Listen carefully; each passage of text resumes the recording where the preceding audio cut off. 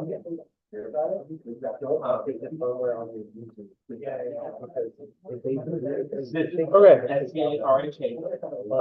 get started here. I apologize for the delay. For some reason Zoom wasn't working, but I think I've got it figured out. I don't know if we can hear the people online, so if they raise their hand, I'll try to keep an eye out for them. Testing. Welcome, Spencer. So we'll get started right away, maybe. We have a pretty light agenda, 3 resolutions, and then a brief discussion followed by announcements and open floor.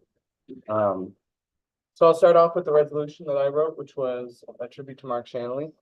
I don't know if there really needs to be a discussion about this. It's really just a formality at this point. I think Mark did a lot of good in his time here. So if you guys would like to discuss, we can start the discussion. If not, I would like a motion to overrule the regular rules of the Senate so that we can vote on this tonight. Okay, perfect. Any opposed? Sounds Here, good. can we vote on this tonight? You have a motion to move into voting on this. Thank you. All right, any opposed to this one? We're good? Okay, perfect. It'll go down unopposed. Thank you guys. I think Mark will appreciate it. I gave him a copy of it and he was touched. So we can move on to some voting items for the night. And I'll invite Elio up for the Jacob. Did you have something to say? Can you hear us? Hello? Hello? I don't think Can you you hear had us? anything to say. Can you hear us? Yeah. Yeah. Eric? He says he's talking, but I hear nothing. Elio?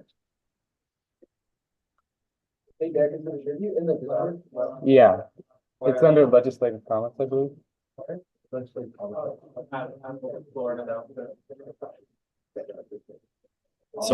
Fix this for people online. Yes, I am aware, Jacob.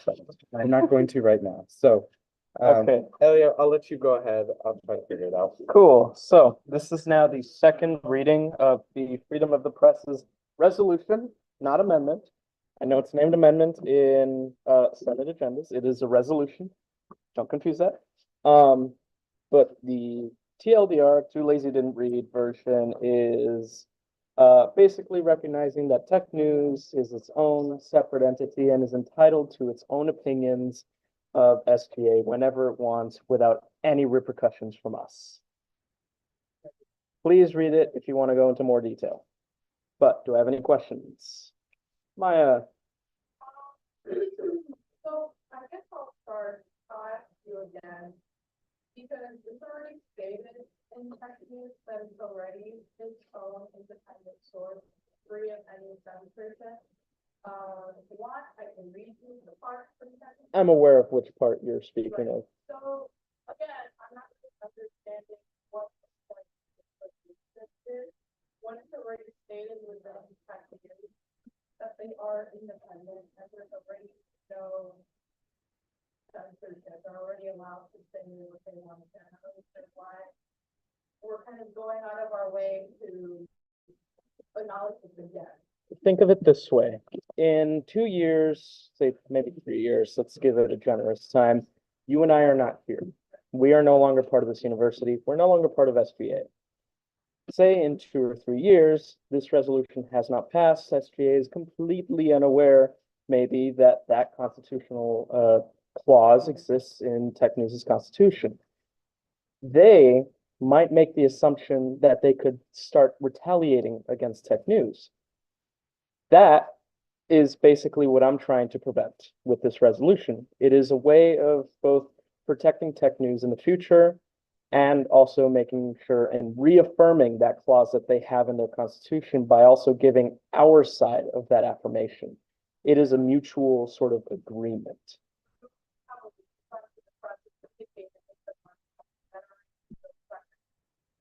The liaison to the presses does not fulfill that role. They fulfill the role of information, not the role of retaliation or rather any bias. They are responsible for giving information of SBA meetings. They are not responsible for having a bias. So that is not their role. Actually, going back to the. Yeah. When you state that the tech news must remain completely capable of both criticizing and promoting the government with no repercussions or critique, what if their critiques are not true? If their critiques are not true, we have every right to inform them of that. It's not retaliation. It's not retaliation or critique. Sorry, it's not retaliation if we give them a point of information. It is it's providing context to a critique that may be invalid due to false information. Stopping them from interpreting. I think it would be made very clear if it was a critique or retaliation of sorts, depending on the language and how it's written. And I would hope that the liaison to the presses who does provide the accurate information to say a false critique would write that in such a way where it's not appearing as a retaliation. That is an assumption, and that is something that unfortunately can't be written into this resolution because you can't force people to write certain words per se. Because I'm sorry. because you don't know, like, the scenario you presented is valid. I get it. Because it's happened before. But you can't necessarily have people or have SGA respond with the accurate information and say, oh, they must start the sentence with so, or this is incorrect because blah, blah, blah. Like, you can have them start at, and I would hope that the template is to start it that way. But to write it directly into the resolution is, I think, a bit too strict on that type of language. That including a vague statement of no repercussions for critique, it's too vague on its own, it opens, in my opinion. I support critique 100%, but where my issue falls is if you were to say something that's not right, I'll wrap it up here for right now.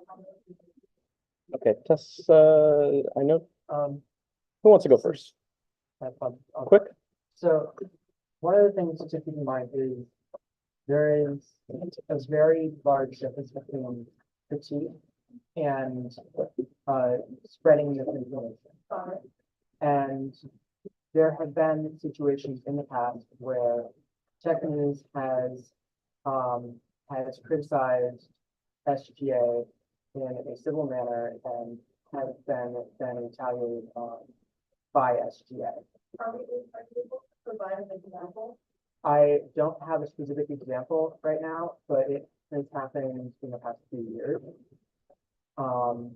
Where essentially,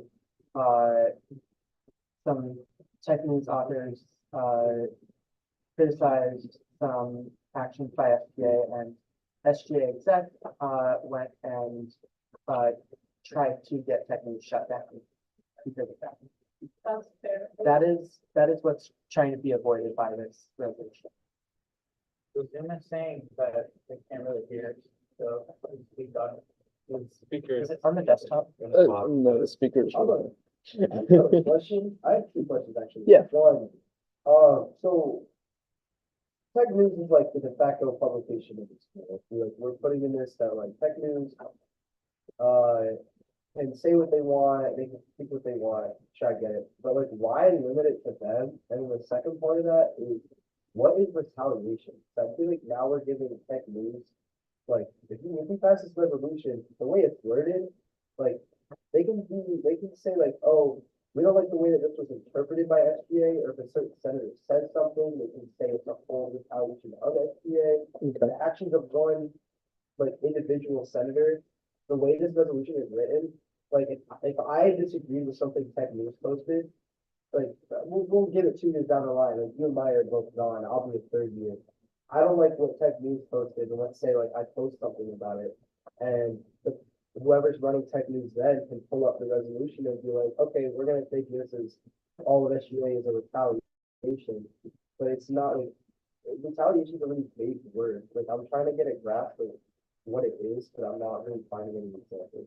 Okay, retaliation will basically mean that the SVA acted as a whole to condemn or retaliate against Tech News. If it is an individual member, it would not count as such because it was not SVA as a whole that agreed to retaliate.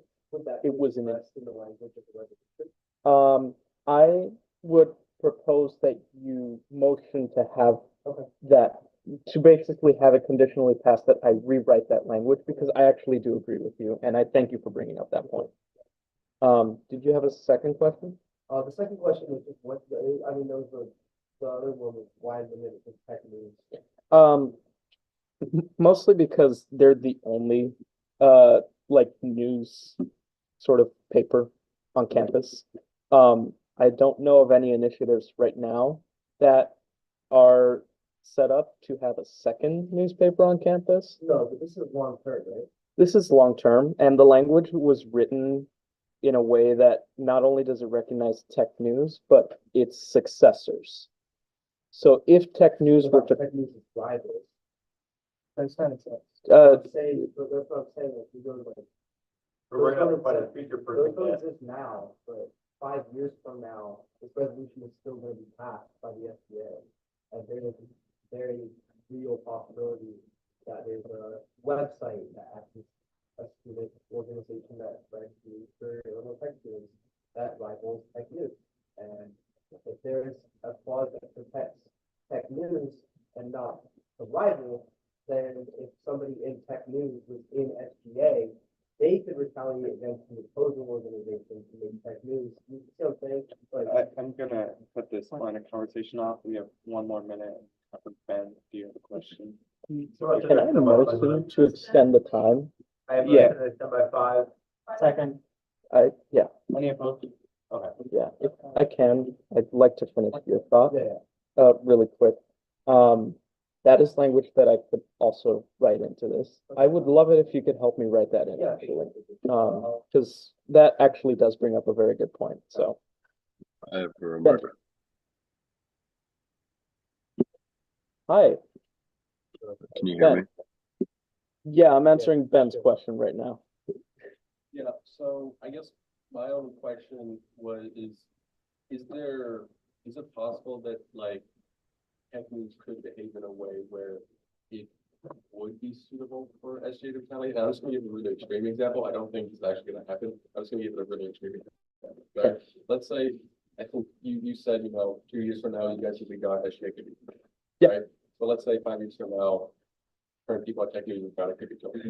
I'll just give it a hypothetical. Could if, say, for whatever reason, I'm not saying they would do it, but let's just say hypothetically, SGA would, or, Tech News,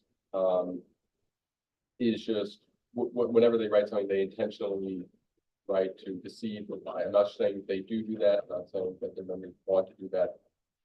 Completely nothing. I'm just saying, in the future, if that did happen, wouldn't that be, and if they were just committed to doing that, wouldn't that be good reason to want So like, Tech News to be shut? have them act like they're acting like a tabloid instead of an actual newspaper? I just think Okay. like giving, because I don't think any student organization should be really Yeah, immune so- to anything if they act really badly. And I think having an official school newspaper repeatedly and intentionally say lying or deceitful things, should that happen, I think as this resolution stands, I think they would be immune to any retaliation or consequence. I fully believe that people are entitled to their opinions, Absolutely, I and agree. thus organizations are entitled to their opinions. Now, that being said, opinions should at least be fact checked. And we are allowed to fact check them. It is not a form of retaliation. It is simply providing points of information. If they are blatantly lying about things that we've done, we're not going to retaliate, but we're obviously going to provide context or information that is needed to understand our actions. We have that right still. I have not stopped us from completely responding to them. I'm just saying that they are allowed to critique us if we've done something wrong. Granted, they must provide all the information that they should and can. Absolutely. But if it comes to a point where they start acting like a tabloid and they start blatantly lying about certain things, that's when we still have the right to provide information and context to them in a non-retaliation way. Would they be required to use and like recant what they say earlier and use that information, or is it just an suggestion? I would say that they are not required to use it, but if it were to happen, I would expect whoever's in charge of communications at the time or engagement, depending on how today's conversation goes, they would be responsible for at least posting that somewhere on social media or providing that context in response. Right, but I just think this resolution just gives a lot of defensibility to his organization, especially, and I guess, especially one that's very connected to my idea. It's not, I'd say it's close to an official newspaper, if not is, I'm not sure what the Yeah. wording is. So, as a organization of that much influence, I don't think should be completely immune to consequences, especially to the point of where we would have to pass a new amendment or resolution to have consequences should them drastically bad. I just think Okay, there should be a slight worst case on it. okay, That's a suggestion. okay, I guess I'll think about that. Jacob, you've had your hand up. Yeah, I just wanted to say that this specifies tech news. Okay, well, actually, when I first raised my hand, my question was, how many people of tech news leadership are present at this meeting that are in favor of this, or are willing to speak out in favor of this, That would or be at least, yeah. How many? Tessa, one. Okay, okay. And Tessa, what's your role with tech news? I'm the webmaster. Okay, and how many leaders of tech news are there? There are, I believe, 5 at the moment. And can you speak to their absences or their positions? They are not in any way required to be at these meetings. So I don't think that that their absences need to be explained per se. If you'd like, you can reach out to Chris, one of the co-editors in chief. They have expressed their support for the bill, for the resolution. Okay, One of them is not allowed. Okay. As well. okay. Sorry, that's not effective, no, No, No. used to, not currently. but in your context, sorry, I'm so sorry to interrupt. And this is your liaison to the president. No, We don't have a liaison. we don't have a liaison right now. Got it, okay. Yeah, we've been unable to elect one. That's it. So, point of information, Tech News has existed since before Illinois Tech itself, since 1928. So I don't think it's going anywhere anytime soon. Also, with regards to your point, if an organization like Tech News were to become incredibly problematic to the point of it not holding up to respect and all those sort of things. There are different mechanisms other than SGA to have things happen, such as there is like campus judicial board, all those sort of things that aren't SGA. And this resolution really just means that SGA won't be trying to influence Tech News, as I read it. Joseph, I'll take your question last and then I'll cut off. I just. No more questions, Jacob. Direct here. It kind of feels like I was cut off. something because we keep kind of trying to like suggest that there's these actions that SGA is taking or retaliation, but from what we've been discussing for like the last, I don't know how many minutes, it's like, oh yeah, no, it's so SGA can still like they could still fact check, they could still do this, they could still do that. It's like, okay, then what are we changing there? Like, what are we specifically trying to prevent? What precedent is there that sparked this resolution, like surely there had to be like a subject matter that caused something like this to happen. I mean, these ideas don't come out of nowhere. Usually in the world, we see something going wrong and then we try to make it change. So it's like, what, I know that, I think Tessa mentioned that there was attempts to retaliate against Tech News. I would like some more specific details on this. Yeah, and I will say that, yes, this was founded in a reason. I am not prepared to give the explanation for that reason at this point, but before you say, why are we voting on this? It is a preventative thing. It's like if you take a vaccine, you're trying to prevent that sickness that vaccine is supposed to protect you against. You probably have never had the flu, but you get a flu shot every year, right?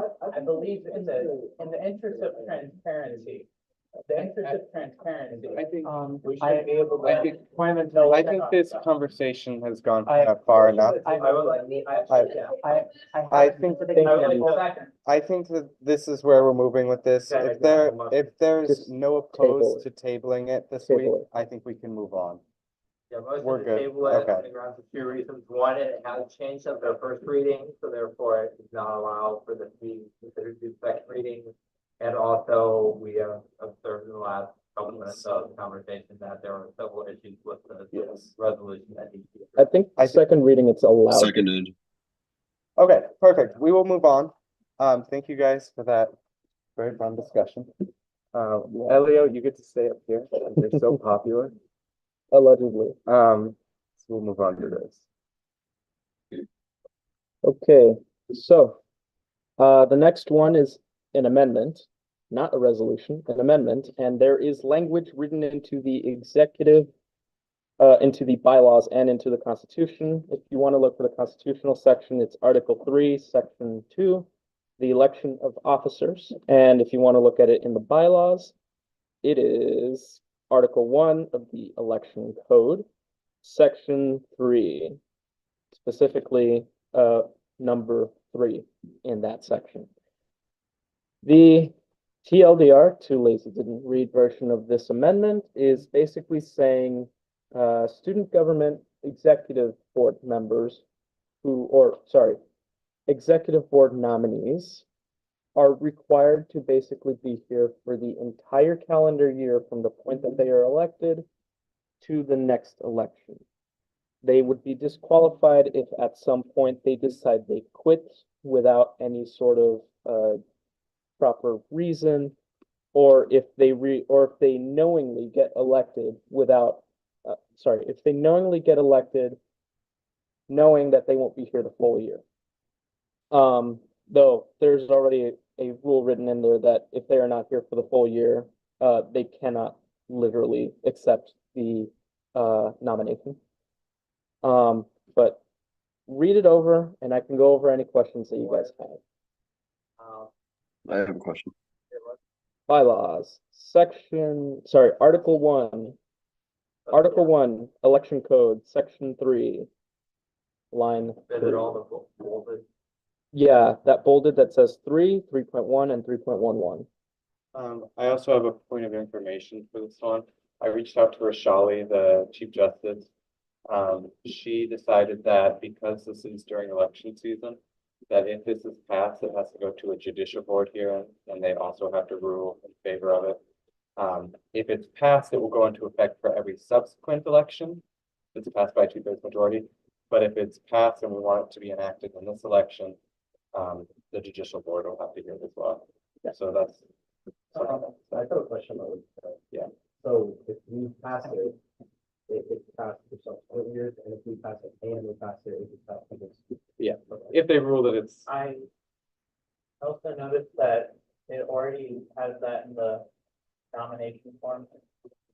it's not a binding piece. Okay. There are some pieces that are binding and some pieces that are suggested. Okay. I talked with Genevieve about it a bit, but we're kind of in agreement of how it would have to go. Yeah, so if you'd like, I can read over the bylaws section because the Constitution section literally just refers straight to the bylaws. So the bylaw would basically say, it would be in section 3, line 3, candidates for executive office shall be fully available for the 1-year term they are elected to serve without any long-term interruption or inability to execute duties. Any violation of this rule will void any eligibility for executive office. 3.11 says exemptions to violations are granted if the candidate was forced into resignation or removal due to, but not limited to curriculum class interference, suspension from the university, academic probation, and any others as needed. It- It's in the, it's in the Discord. It's a PDF. Maya.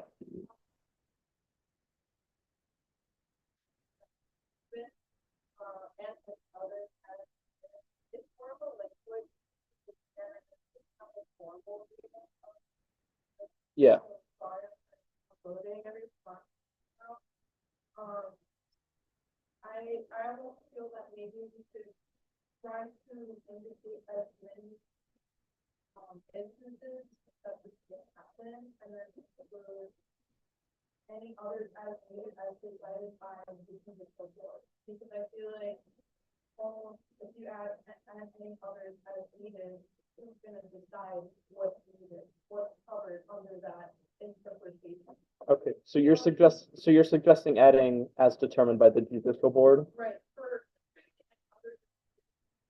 There's one who are decided.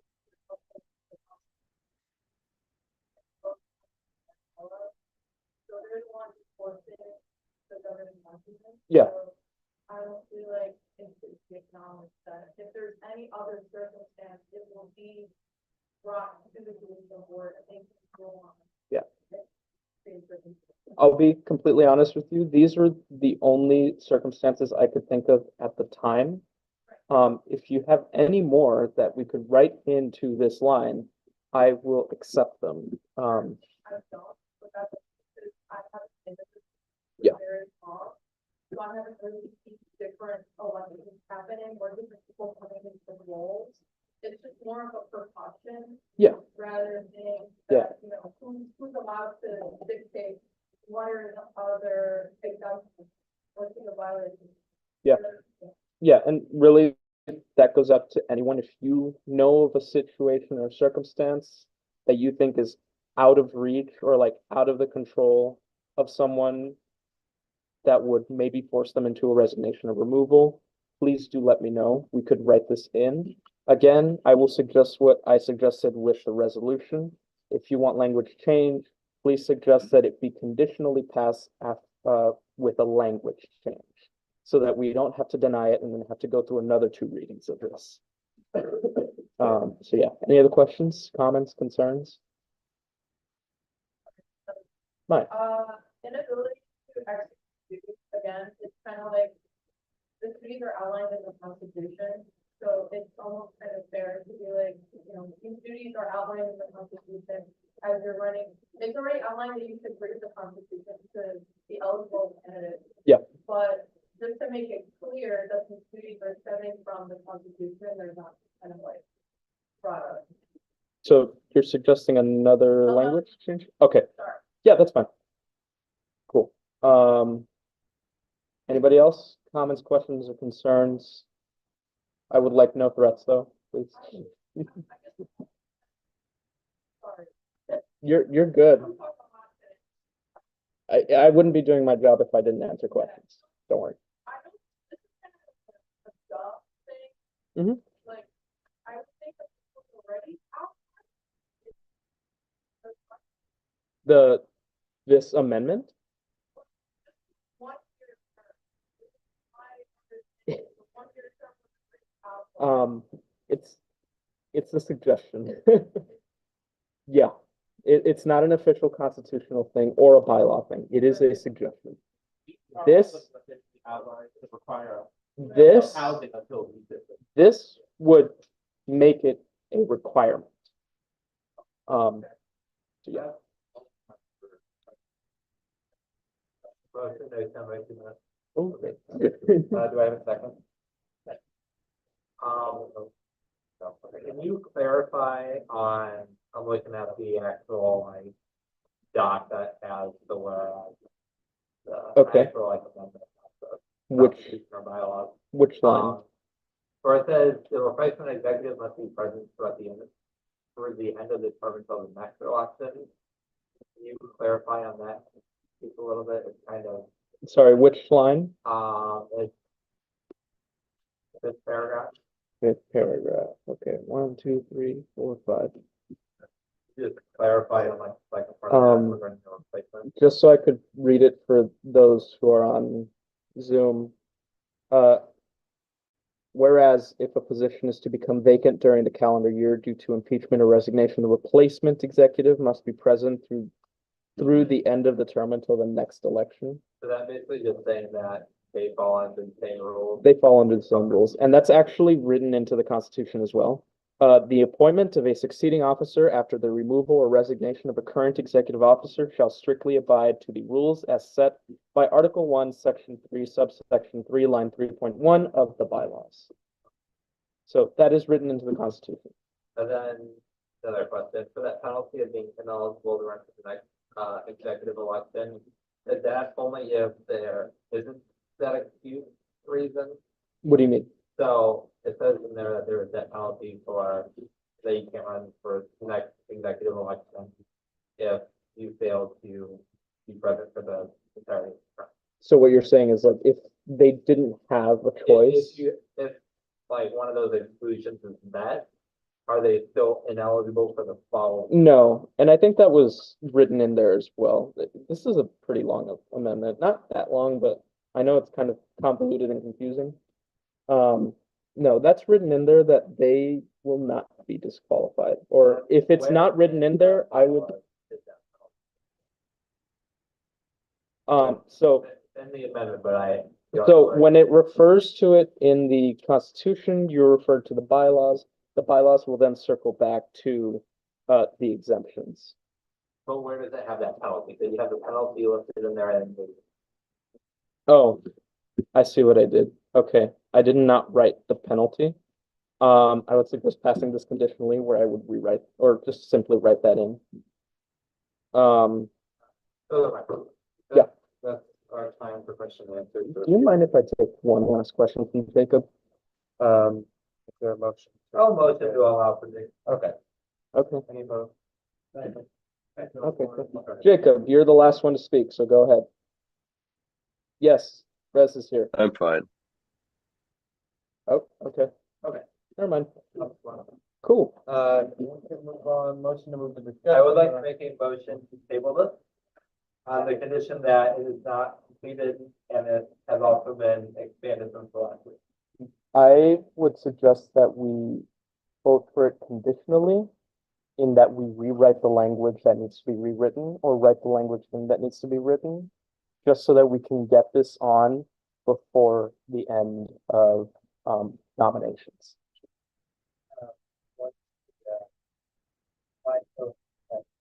What's the rush to get it out? If, as a This point, if was- we don't pass it this week, it will not be able to go into effect in the election. Yeah. And if people might not And then, make it to affect anyone. Yeah, so it's a gambling game, but it's up to you guys, so. because The fact that This was- nominations have already been open and there's a lot of people that maybe don't. this was held back, It's like, late in the game. this was already. held back.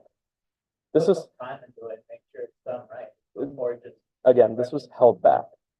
This was supposed to, the second reading was supposed to happen last week. It did not happen because Derek messed up on the agenda for 3 weeks ago. I had asked for it to be read 3 weeks ago, and it wasn't. That's. It's not on you, but what I'm saying is that I would suggest passing it or voting on it conditionally. That's what I'm saying. I second the tabling it. Any opposed to tabling it? No opposition, okay. Also, just for my sake, I reached out to Elliot if he wanted it on the agenda a week earlier, and I was told no with Foley present, so. this was not my fault. This was purely communication, at its finest, and we just happened to get down to the wire. Question, you need to clarify that information on this, considering the. Uh, It's more than fair to have that application. There's Well, it's different, right? I mean, that's where you start with executive session, right? But now I've been working with Dean Stetson on an agreement that does specify that you should be present for the entire year. But if you end up graduating in December, that is an extenuating circumstance. It's not as binding as this would be. This would be, ahead of time. Yeah. So you'll still have to initial off on your agreement on that portion.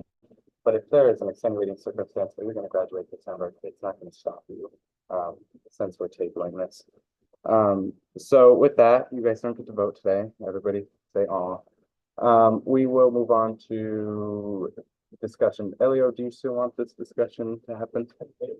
Oh, that, yeah, Okay, so. If you found that that's two former positions that this, I ended up taking both of them over as implementation. However, I am starting to see that having both positions in one position is not very smart. Especially because with SBA moving forward in a new sort of era of events, it is going to expect a lot of stress for it. So I would like to discuss the idea, also the idea of resplitting the given movement into VP of communication, and instead of VP of events, they would just say VP. But did those back one before? Yes, it was. It was. So my, not proposal, but my resplitting the movement into comms and David handling events. Going back to handling. I'm not taking a side on whether I favor this or do not favor this. However, I feel that if we do move forward with this, the change should not be implemented until we follow an election. Yeah, this is not meant to be implemented anytime soon, so I'm doing this. How would this affect the engagement committee? Would they both from the engagement committee? Would it be split into the committee? Engagement would be split back up into their respective engagement. So my question Ja- is regarding- sorry, name. Jacob had a question. Go ahead, Jacob. I have a remark. I think this is intended for just general discussion. My question or my statement was that, you're hoping to switch engagement to this on the basis, I think, that these are two fundamentally different structures of, of how you organize your committee or how the VP would organize their committee. And I contest that it's not a fundamentally different structure. And even if it may be, there are different structures that exist currently under different VPs. And why this was bridged in the past is to alleviate a gap in information, because if you have the same person or under the same hood of organizing your events as well as organizing your communication and public engagement, that is a huge communication barrier that has just been resolved by it being worked under the same or managed under the same person. I'm gonna give an anecdote for the research committee in that I manage the mentorship program and the representative program for the representatives, and these are two fundamentally different structures.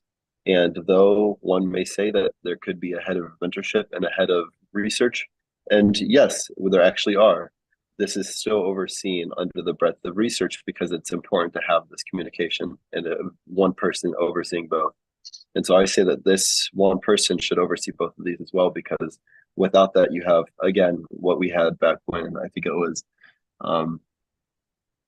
what's his name? He was in PSAC. Shahan, back when Shahan was VP of one of the two, and he saw this this problem when he thought that they should be united. That's all. It's just you want to maintain communication and effectiveness, and I think separating them will decrease that. That idea was founded in the fact that back then, Beacon events did almost nothing. Like, I can count in one hand how many events happened that SBA did, those years that Beacon events was Beacon events. Before I came to IIT, so like the 2 years that Beacon events had existed before I came to, or when I came to IIT, I could count in my hand for both years how many events happened that year. What I'm proposing is that we allow that leeway to do events now existing once again as with engagement, so that they could expand their horizon of how much work they can do, because now they don't have to take care of like social, they don't have to take care of any sort of communications. They just have to take care of whether their event is going to happen or whether their events, plural, are going to happen. And yeah, this merger also happened at a time where we didn't have VP of events for a very long time.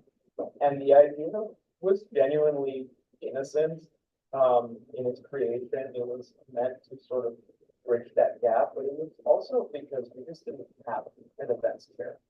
And nobody was interested in it. So it seemed wise at the time with the very tiny events that we were doing that it would just be better to merge.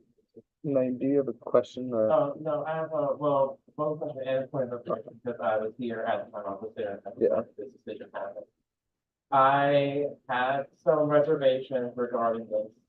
Specifically, one thing to note is during the time this happened, aside from it being the administrative issue and that position not being filled, it was also still in the semi-COVID era.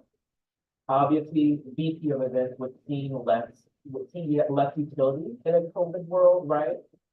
So them coalescing into one position was very convenient for that time. And definitely when I know Elliot, you were one of the primary architects behind the coalescence at that time.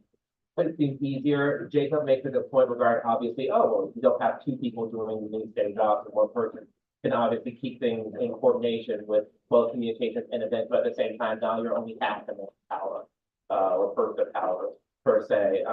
And I think that's going to be an issue going forward if expectations for SGA's output increases. We will want someone properly handling events primarily and someone properly handling communication and social media, marketing, etc. My worry here is one, the executive board is getting quite large. As someone who has worked on working with nominations right now, there are already a lot of positions to the point where we have added a third rate day because we're quite sure we can't fit everyone in the one. And then secondly, we're electing what is already going to be a person kind of flawed on the Bible with the VP engagement when we're saying that a VP engagement already needs to be put into people, and that also kind of drives that out for this brings me to the partners. But I just wanted to share that. Thank you, Naeem. I will jump back to Jacob and then the rest on Maya in the room. Jacob. Okay, Naeem, I'm sorry that I couldn't hear you. So if what I say is exactly what you just said, I'm sorry, but it sounded like you were a little bit against it. And so my last comment was against it. And so this comment is going to be in favor for it. And that is that as part of the VP of or as part of the research committee, we have our own engagement division, or not our engagement, but really our own, we have our head of media, we have our assistant head of media, and we have our social media or graphic designer. And it doesn't really make sense, because if we have this, then it's kind of called upon for every committee to have this. But realistically, yes, the SGA should have one unified group of people that all just are, we have this thing planned, whether it's a program or an event, and we coordinate with that group of people. And that should be SGA wide, that shouldn't be committee specific. And so on the one hand, I said that there's this lack of communication. I don't know exactly how these committees work well, or how they work exactly. I'm an outsider to them. So when I say this is that, yes, there should be a primarily just social media and engagement community that doesn't focus on event planning, because in no company or no organization is event planning in the same group as and in the same group as the actual social media and advertising. And so I'm just saying that this is a very valid point. And so I actually, in spite of what my last comment was, I support this idea. And I'm kind of against the idea of the concern of a large executive board. Perhaps that's a different discussion, but I mean, as long as it's not like more than 12 people, 15 people, I think a larger executive board is fine because it's more inviting to people. You have people that are the more of the outward face of IIT that can bring in more senators and people under them. The research committee, as the introduction of this VP or just any head of research, has introduced about 30 new people who don't exactly exist within SGA, but they're a little bit more familiar with it because of this. And so I also am for a larger executive board. That's all. Naeem, you had a, Yeah, I just want to, for one, Jacob, can you hear me right now? I move forward. A little bit better, yes. Okay, yes, for one, yeah, I echo your concerns. Yes, I was not in full agreement of the coalescence of the two positions. I think they should be separate, mainly because at the time, I think we were influenced by COVID, rendering VP events less useful, right? Obviously, that's changed now. And as you said, most organizations do not have these as the same person. There are people dedicated primarily to media and people dedicated primarily towards programming and events planning. Regarding the large exec board discussion, that is a separate discussion, so I won't harp on that anymore. One issue I did bring up though is we're currently nominating a VP of engagement, and VP engagement is the position, obviously, on the nomination form. And we are also admitting as a Senate, the VP engagement is flawed Yeah, to so- some degree. so- So that's I guess my main concern. so I yeah. think this discussion should be tabled for another time. If you guys had any quick concerns or thoughts, Resma?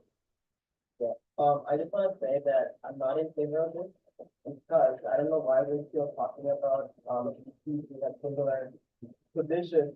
I don't think we, the president or the vice president, have done a good job of utilizing the potential we have in the Mm. especially of the senator. That's why we have a vice chair. One person is not going to do everything. We have to set up a structure, ideas, comments to go into different social media to do different things.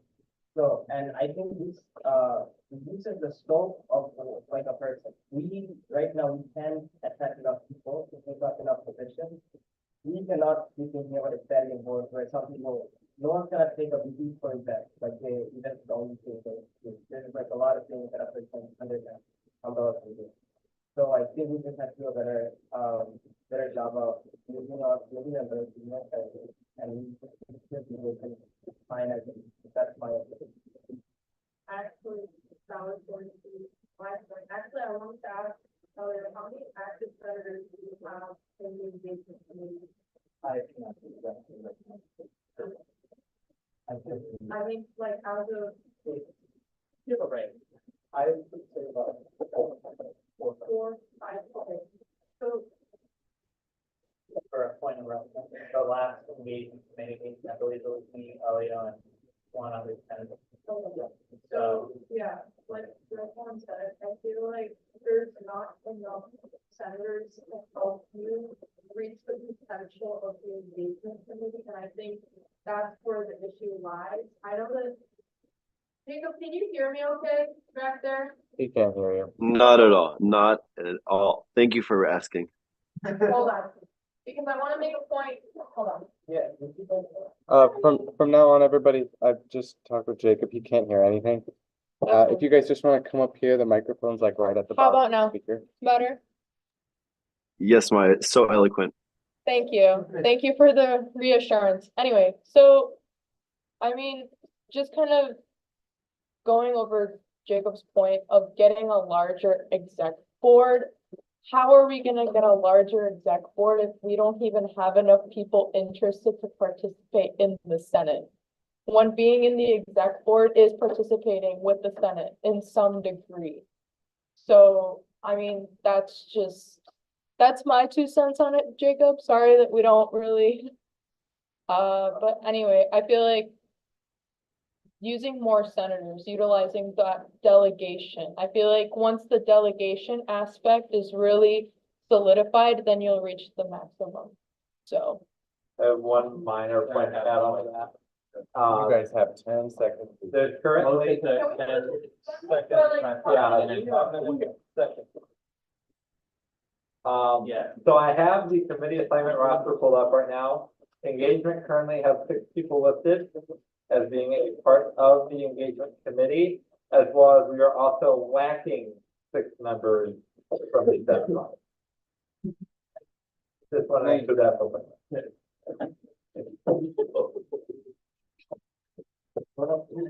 Okay, let me make a point.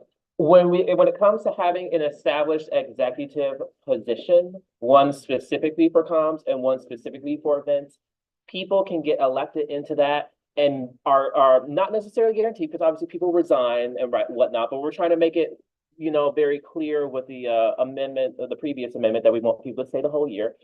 We have a dedicated person in this place for communications, a dedicated person in this place for events, ideally, regardless of senator involvement and participation. It's going to wane. It has always waned back and forth these many years. It may be, Elio may have 6, then he may have 16, then, midterms may come and like half the senators decide they're just gonna bow out and not participate. That's going to happen. But if there's no set executive in those 2 positions, there's no guarantee that both of those things, comms and events, which are set, you can look at any other executive structure. A lot do have a separate VP comms and VP events, or VP media and VP programming, or something of that nature, right? I'm pretty sure fraternities, a lot of them have these as separate things. Ours does. I know the others do. Most of them do, right? Are these 2 separate positions in most fraternal structures? Social chair and PR. Social chair and PR chair. But to my point is what I'm trying to say, this says we have 2 separate people who are dedicated to doing these things regardless of senator engagement or senator participation, which can come and go sometimes outside of our control. Executives are held to a higher standard than senators. They are expected to act in that role and do that specific thing, which is what we're saying. These are both important, where we need someone to do that specific thing, each 2 different specific things, not just one person doing them both. So that I was have a remark. yeah, and that was what previously existed before VP engagement. VP engagement is a very, very new concept. It did not exist 2 years ago. All right, we're gonna move on. Is there?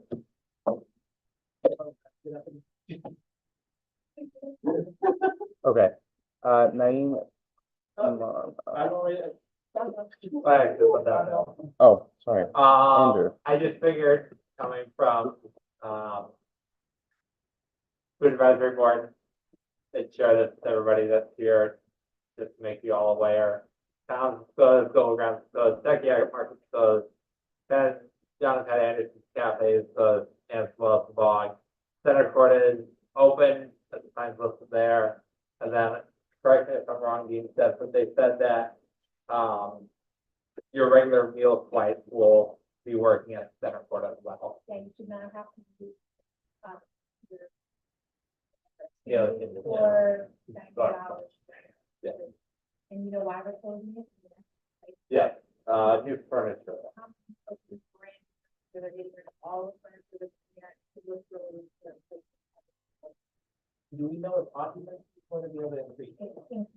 Okay, thank goodness. We have been needing that. There's gonna be benches, there's gonna be like big tables, small tables, like. It's gonna be really big. All right. They sent out an email to everybody today. They sent the, was it Orel that sent it out? I think All has been campus life. it's been on, it's on social media, I think it's Monday. And no signs of the sun of everything. Any other executive senator announcements? Yeah, You were first. Yeah, I was just going to, give some updates on the meetings that the Public Safety Committee, it was just me, so. That I had with, the head of public safety. We had a meeting, I believe, it was last week, Friday, if not the week before. Yeah, interview with the head of public safety. Just wanted to give just a summary of what we talked about. I know that a lot of students have talked about this safety escort services. They've been working at, improving that and just, sending more information out about when the services are down or due to like inclement weather. I know there was a complaint from a senator that, the services were not available, previously during, I believe that snowstorm, or not really a snowstorm, but it was like snowing, earlier, last month. Then they also talked about potentially, offloading escort services to maybe like, an Uber education program or something similar to that, just to, free up resources, for public safety. This is just something we discussed. They're not actually, nothing's being taken on that. But there is discussions on just how to make resources for public safety just more readily available and how to ease that demand on them. They also were talking about Public Safety Week that's coming up next semester, and they are highly interested in getting SGA's involvement to help organize the events during the Public Safety Week and raise just awareness and promote the event. This morning, I actually got an email about a potential thing that we could do for the Public Safety Week. If we're interested, it would be basically an awareness for people on their phones. They sent me like a video of somebody in like a Chewbacca costume that was just on the street. People would walk by and they're like, "Did you notice the Chewbacca on the street?" And they're like, "No," because they were on their phones. So they were thinking we could do something similar with, Talon, just over on the crosswalk, and we could work with marketing to sort of film that and get a video up for just future welcome weeks for awareness, for people to pay more attention to their surroundings, so that they're safer when they're crossing the crosswalk. I think it would be a really good way for not only the SBA to collaborate, but they brought up the idea of including student athletes. Maybe there'd be like dribbling a ball or something, or there'd be like a swimmer and with like goggles and their hat on. So that's something definitely to consider. That was all the notes I had from our meeting. But if there's any more concerns, I can forward them to Andrew. All right. Thank you, Joseph. Naeem, do you have?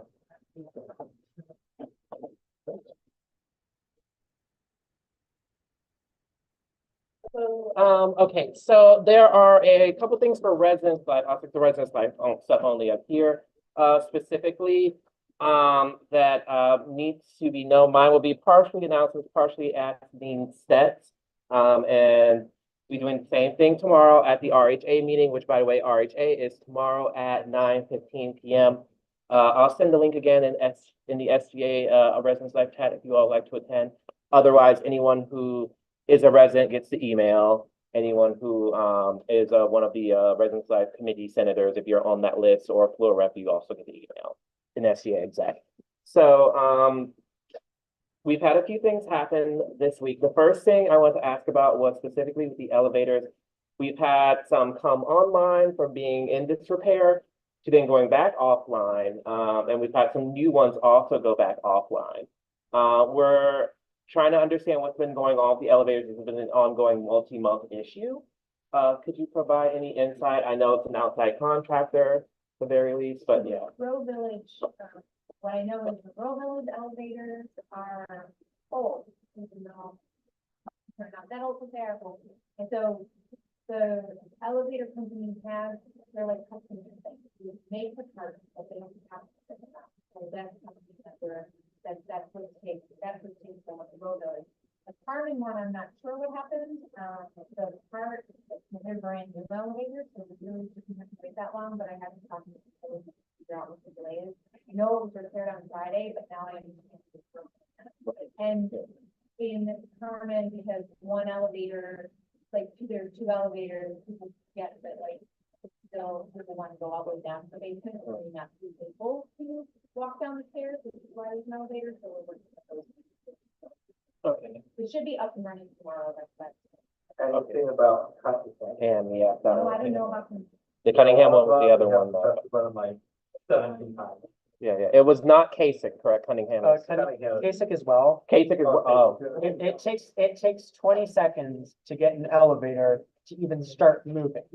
If Yeah, you the just one- press one The button. one in Cunningham, as soon as it gets to a floor, it'll clear out everything that, where it's going. And then if you like scan and tap, it'll do it, and then as soon as the door closes, it'll wipe it all again. That's number 2. Yeah. I didn't know about it. What do you guys, what does this happen to yourself? I know there's been multiple Okay. work orders. Let me follow.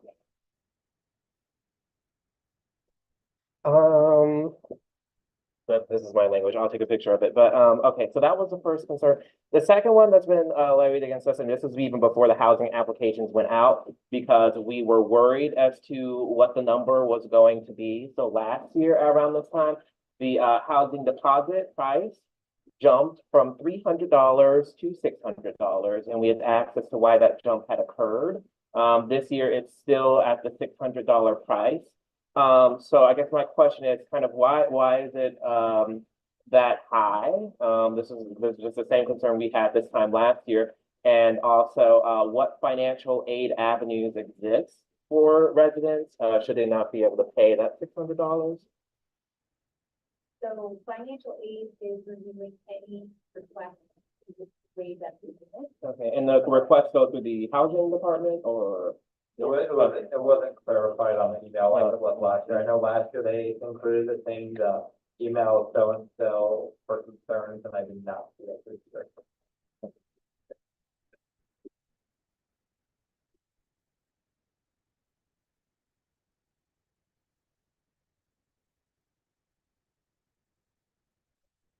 Okay.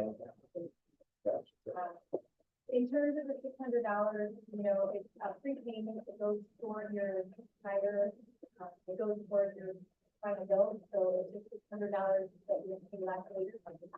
It is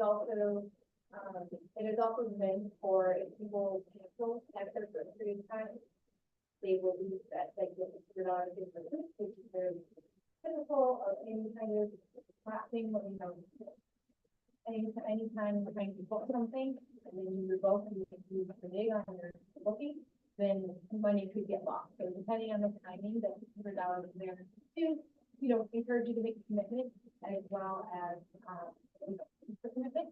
And then, but understanding things happen and that's why we go. So those things, there's a certain date that it goes away, there's a certain date that it gets refunded.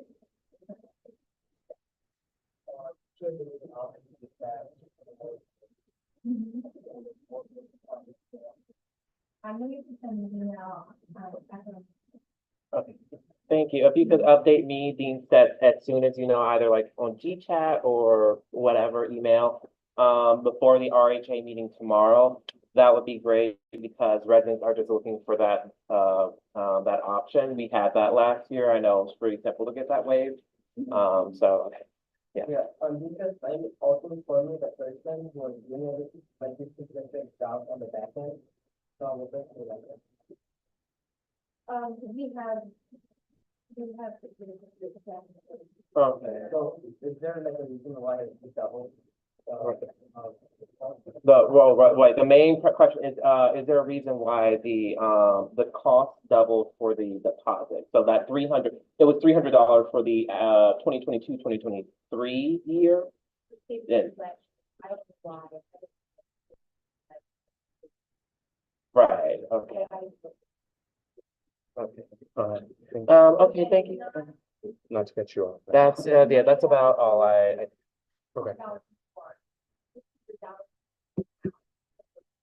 So it's not.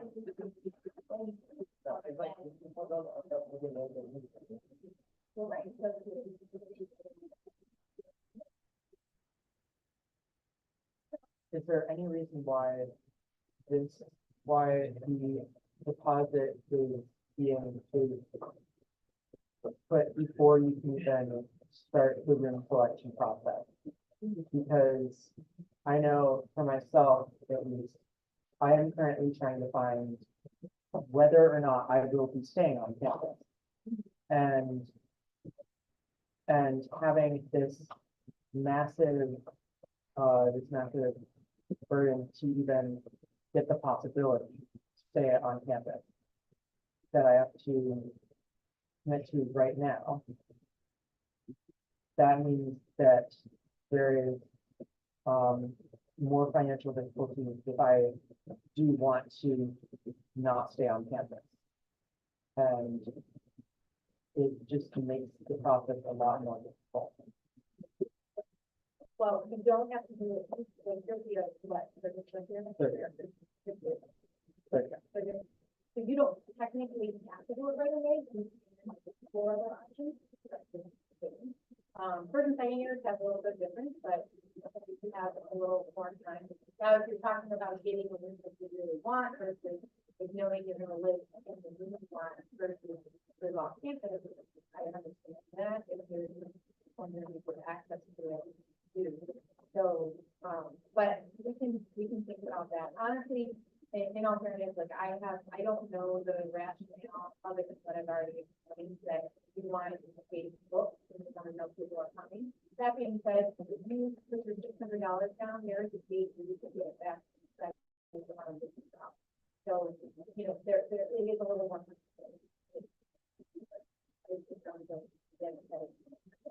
Just a big thing, sometimes has been that some students, a lot of students have loans and aid to supplement their rental costs. And that's why, So $600 is. that's why financial aid is not attached to it. So it goes all in line with that. So financial aid is one that will automatically give aid. So if you have the waiver in place, financial aid is looking at your capacity, and they will be able to set this kind of waiver. So if there is a financial cover, or any kind of coverage, they may or may not be. I don't know what they're going to make, but that's why we have this law. So you can get it waived, or not, but that's why that is that. Yeah. All right, thank you guys. Thank you for doing that, Trace. I know you had 2 important points, so, is there any other senators or execs with any announcements they'd like to make tonight? If not, we had no open floor reach out requests, so we will move on. Go ahead. I noticed that we're not really having any, and we're not really hearing anything from, Yeah. like, you guys as the executive board. I don't know, there's two kind of comments, like, one is the question, and then two is like, can we make an effort to improve that communication, like, from someone within the executive board, I would suggest you to relay that information back to us. Yeah, so thank you for bringing this up because I wanted to mention it out loud anyway. I've been looking at how we can make Senate more effective. And part of that is I don't know, and I don't know what I don't know.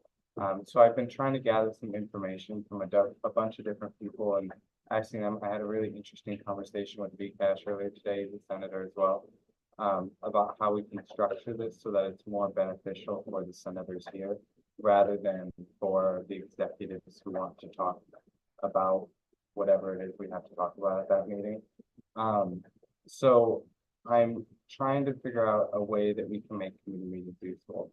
And so far, I have a few ideas, but I still have to talk to the other executives who are very hard to wrangle into a meeting. And I still have to just figure out the details. And so I've been discussing it with a lot of people, but right now I don't know. I have been encouraging vice presidents for a while to kind of transition to outside of committee meetings. I've had a lot of pushback on that, and I don't know where the solution is. So that's kind of the answer. Joseph, go ahead. Is it possible to take these conversations outside of just the echo chamber that is the executive board, and maybe talk to the senators about how to make the Senate better? Yes, Like, I think that would be more effective. Totally. Like Um, open conversation during, sorry. Yeah, and we had one about 4 weeks ago in this space. That got That noted. would effective. Yeah, and I recall that. I don't think there was anything huge that was brought up. It was mostly just ideas, and I spoke a lot with Mark about that. And I've spoken with him a lot before he left, but that was why I felt so encouraged to write that resolution, because I took a lot of notes from him. But I think at this point, unless something drastic changes on the Senate end, a lot of my efforts at this last push will be for nothing. I'm just being frank with you. Right. Can we send out maybe like a survey to senators, experience survey? I don't think it's a survey. I mean, I basically, I feel like everyone should come back next week, everyone, with at least one point of feedback. Because everyone has an idea. It's not like we're all sitting here brain dead, right? Like, we all have different ideas. And the Yeah. point of the Senate is to collaborate, And not so- to, not to, you know, not to. A conversation that I had with Vcash was that we could do Senate every other week for the remainder of the term, but that just makes our double reading. So there's a lot of things that have to change. And I am the first to admit that. But I think Mark said it best. We fumbled on the goal line with the Senate retreat. It was partial planning, partial just people not showing up. And so we didn't get that crucial moment to get organized and move forward together as a Senate. And I cannot be the person pulling everybody together. I'm sorry, I'm just not that person. And so I understand the complaints about no committee meetings, but you also have to understand my point of view. When we have committee meetings during the meeting, you guys go, you sit for 5 minutes, you get nothing done, you talk about nothing constructive, nothing changes. And then people complain that committee meetings are useless to me. And so I cut them out of the schedule. 4 weeks later, I get another complaint. Where's the committee meetings? You see how this cyclical cycle. No, I'm not calling you out. I'm calling everybody out. Because I don't know what I'm supposed to do, guys. We'll figure it out, but And I so think that's, my idea. Yeah. Get input from all the senators. and so I can, Bolu and I can send out in this week's email. I think combining process and one idea, you can send them a feedback form in which you can say that you can just Yeah, put at least one idea. Get that out. That is tonight. Bolu and I, or Joseph, if you would like to make it tonight, send it in the Discord. Just be specific about what you want to see, because I've tried a couple of different things this semester.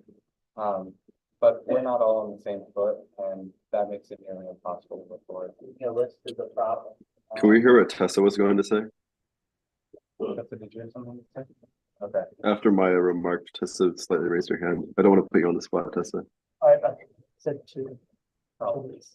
Okay, anyway, yes, I understand the points made. Committee meetings, I don't know yet. I've had a lot of notes from Mark that I'm trying to implement slowly, so. Joseph, if you wouldn't mind sending out that form, just for general feedback Just send it like a brief, list of like problems. or something, yeah, I can forward that off. But generally, I think I spoke with Andrew about this briefly, but maybe switching to an every other week pattern next semester. And doing committee meetings would be the best solution maybe for this. I have one question, like, we are just discussing and talking about things, but in real, implementing it, because, 3 days before I just went to library, at 3 AM I called the police station. They said like, they don't know where is the unused. They told me to wait. I was waiting till 4 in the morning. So my request is like, can we increase the number of the cabs, like, unused? Because a lot of students wait there, but they don't come. You're talking about the shuttle, okay, that's off topic. But I mean, I'm happy to take that feedback. Yeah, and one more thing is like, can we keep the BOG and teaching center opening thing right? Because a lot of international students, they don't have anything to do. If they have to do anything, they go to libraries, still they don't get the facility to go home. I don't know, go to library. I think because I have like a lot of times I have mentioned we don't have that. Okay, Really, I don't know. I- To do the last point on this, go ahead. I have a question that I last regarding food and facilities in common. I think, go ahead, but. Yeah, I could have taken that directly to charter and complained against Amber, but I just wanted to inquire whether if any of you have faced the same thing. The people there have been very adamant enough to give us food, even if it's if it is 1 cent, they deny saying that we are closed now and we won't be supplying food, and the way they do it is very good.